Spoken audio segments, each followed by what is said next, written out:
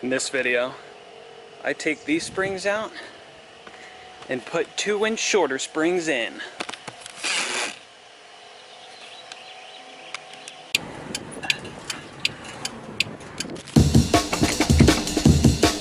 Started filming.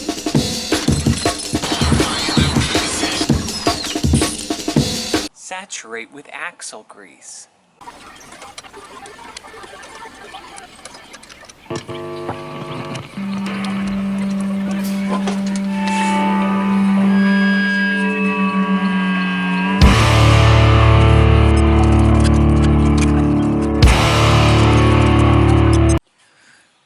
Alright, so you're going to jack the vehicle up.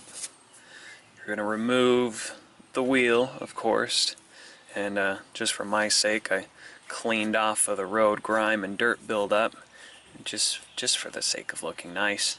Now, the order of operation that I found to work best for me, and you can do it your own way, but this is just a general series of steps that I found to work best for me.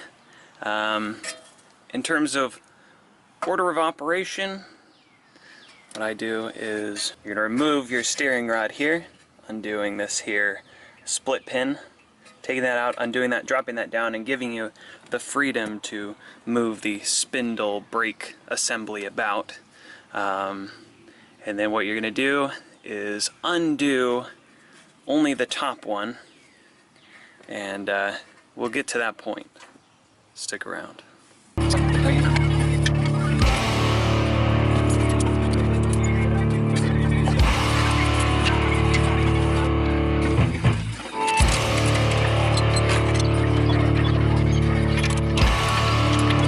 So I forgot about the sway bar, and what we're going to do is we're going to remove this.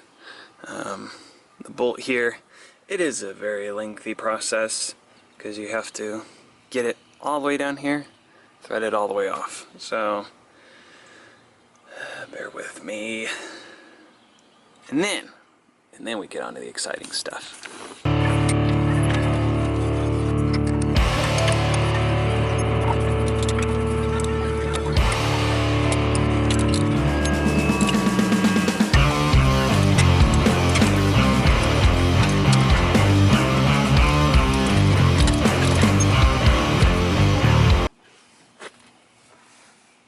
Now, this is something to look out for. A little bit of corrosion down here. You know, you got your road salts. If you live in a especially icy area, they'll salt the roads, and it's probably something that just was held in here and just allowed it to just eat right through progressively. So something to keep an eye out for. I'm going to use a little rust stopping spray paint here and just kind of give it a little halt while it's ahead. Yeah, look at that. Good fun right there. Good fun. Now, we've got this detached, then we can get to this upper control arm part.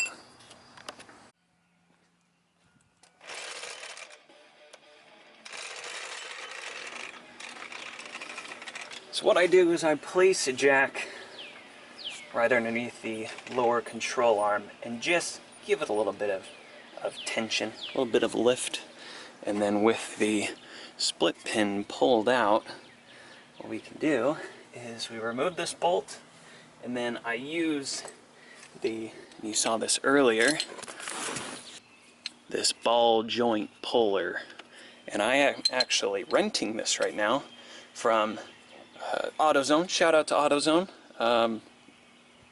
I will be honest with you, my allegiances reside with AutoZone. I've not really had good experiences with Advanced Auto Parts, and especially O'Reilly's. Don't even go to Pep Boys. AutoZone is the place to be. Super friendly, super knowledgeable. They don't treat you like a child. Renting this, $32. I believe, and I will add a little note here if it is true, when I return this, I can have a full refund. So Thank you, editor me. Thank you. What we're going to use is just with this tensioned, we're going to pop the upper ball joint off and lift the upper control arm up so we can access the top bolt to the dampener cylinder here. And I'll explain why when we get there.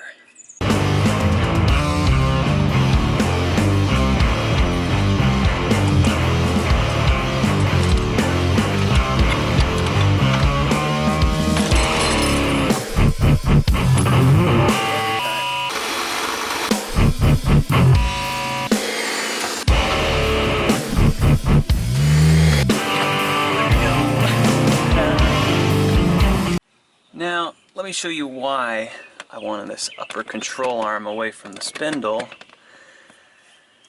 So, this here, let me bring you in here, there's a little flat spot on it.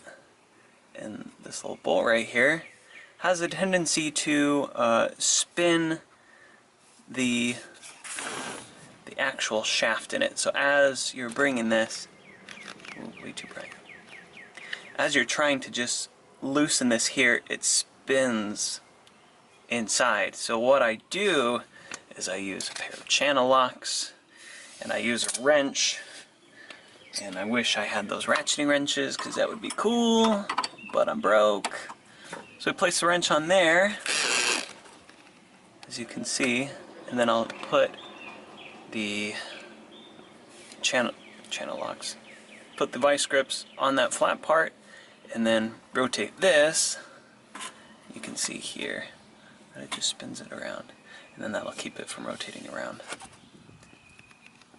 I'm sure there's probably an actual tool for this to make it look all to work essentially the way it's supposed to, but this is the way I'm doing it. If you have a better way, let me know down in the comment section below.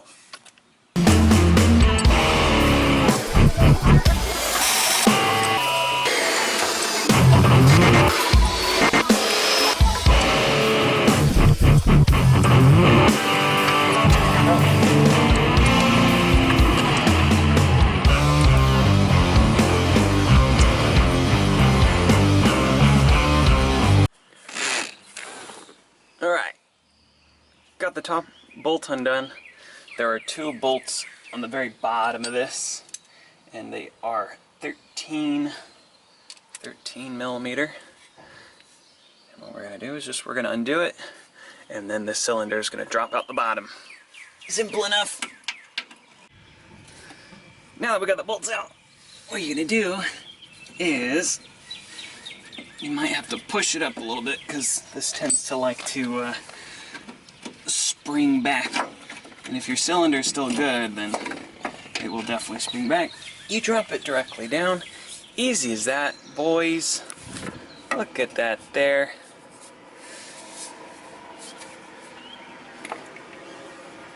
Next up is a matter of dropping down this lower control arm. And this spring will do a lot of the work for us. So when dropping it down, go very slowly because this thing will likely jerk everything that way. Also keep an eye on your spindle here, your brake line. If you remove your spindle, don't worry about this step. I decided to keep it on because I'm lazy and I don't want to really bother with this. Don't listen to me. Remove the spindle if you like. If not, just keep an eye on the brake line. But drop this down slowly and let's watch the results.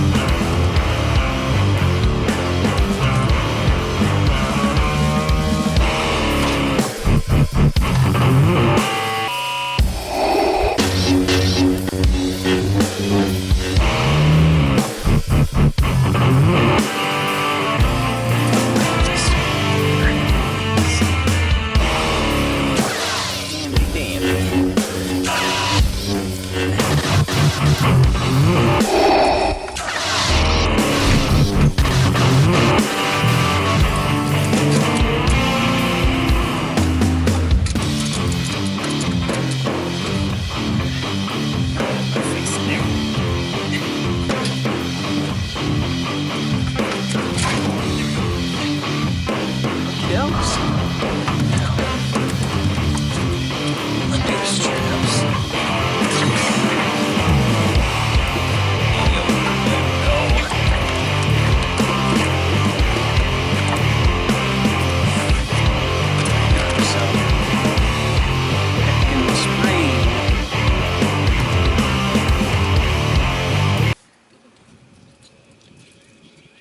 Next step here is to place the lowered spring in. Now, the nice thing about this is it sits about 2 inches shorter than the spring that I took out. So all I need to do is stick it in here, because it slots in pretty easily, and then we'll jack it up into position, and all you need to do is guide it into that upper region. There's a little bit of a flared out area, and you'll see it. If you look under here, you'll see it. And all you do is just raise this back up into it, and then just marry everything back together. Pretty much reverse process of how we got this far. This is like the downhill portion, so it's all downhill from here.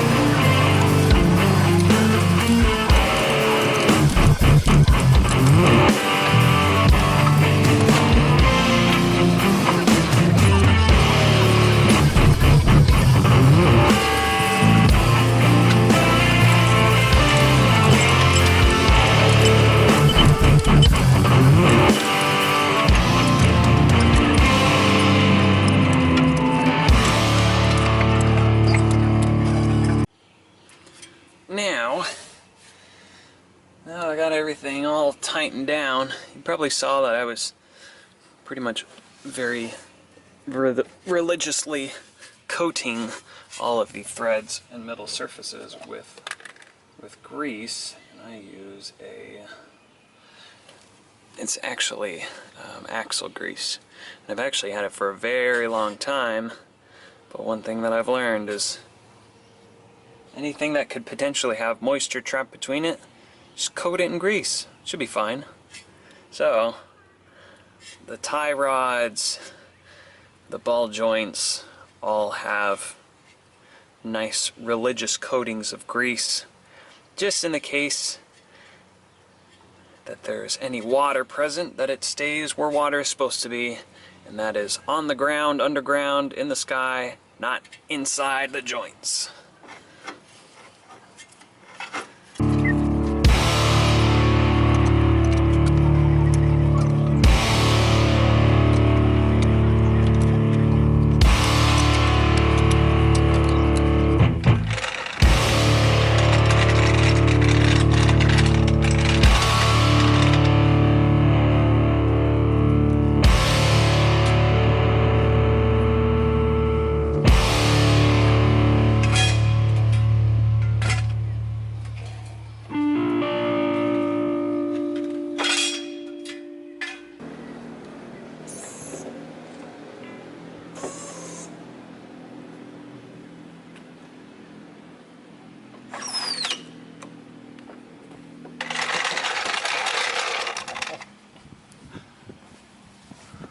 Oh man.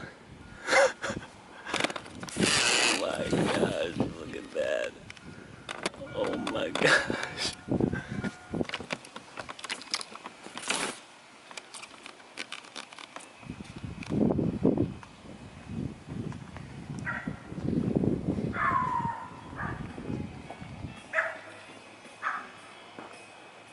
Look at that.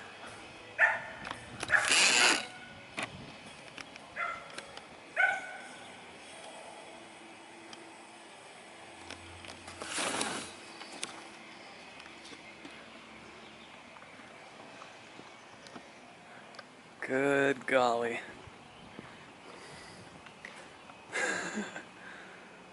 Yeah.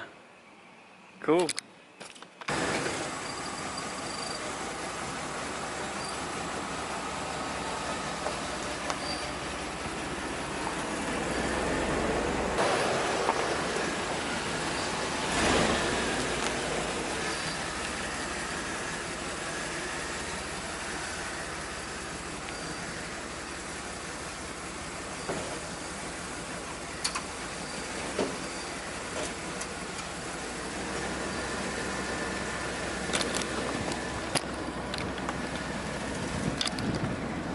So it rubs a little bit.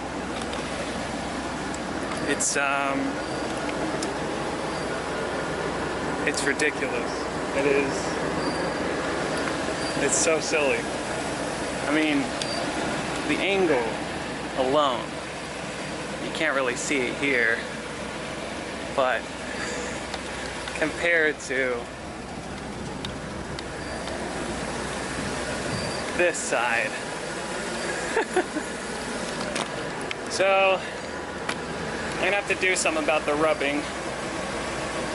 I don't think it's a camber problem because it fits nicely in there. I think I just need to take down, I steered it to its limits so it gets some nice rubbing on the inside, and then what I'll do is I got a flat disc for my angle grinder, and I'm just gonna work away some of that material that's been rubbed on, and hope that does the trick.